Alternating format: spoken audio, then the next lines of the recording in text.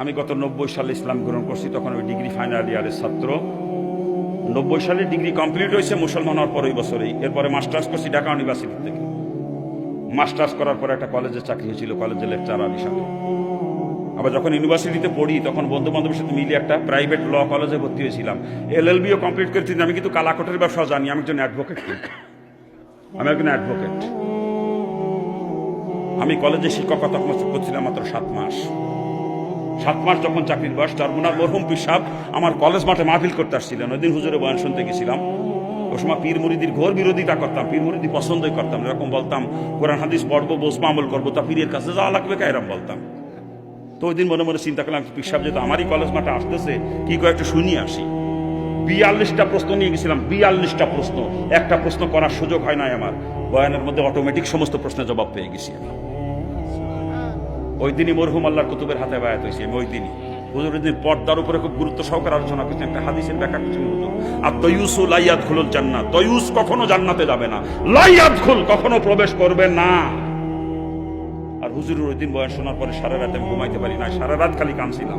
বললাম ডাকিয়া জাহান্নাম থেকে বাঁচার জন্য মুসলমান হয়েছি, জাহান্নামের ভয়তেই খালি মুসলমান হয়েছি, কিন্তু অন্য কোনো কারণে না। হিন্দু অবস্থায় কোরআন হাদিস পড়তে জাহান্নামের বিবরণগুলো পড়তাম, আর অন্তরের মধ্যে কাঁপিয়ে কাঁপিয়ে উঠতে, আযাব কেমনে সহ্য করবা, এটা সহ্য করার মতো না। যখন জাহান্নামের আযাবের ভয় অন্তরে পয়দা হয়েছিল, তখন পাগলের মতো হয়ে গেছিলাম যে কেমনে বাঁচবো এই আযাব থেকে, আমি কেমনে বাঁচবো। তখন কিসের মা বাপ, কিসের আত্মীয় স্বজন, কিসের অর্থ সম্পদ, কিসের নেতৃত্ব কর্তৃত্ব, কোনো কিছু আমার কাটকে রাখতে পারে নাই।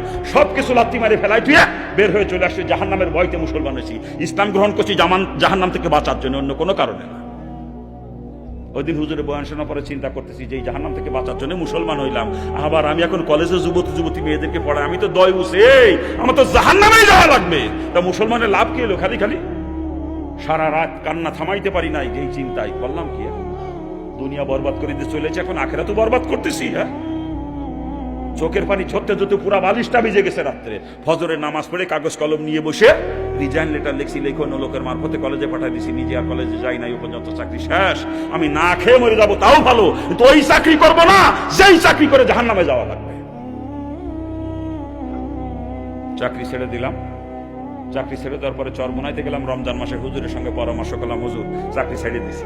হুজুর আসতে কি আপনার পান নিচে এক বিন্দু বালুও নাই, বাসমান শাওলার মতো আপনি, আর এখন চাকরি ছেড়ে দিলেন? তার মানে বোঝেন আমি যখন ইসলাম গ্রহণ করছি বাপের সমস্ত সম্পত্তি থেকে বঞ্চিত।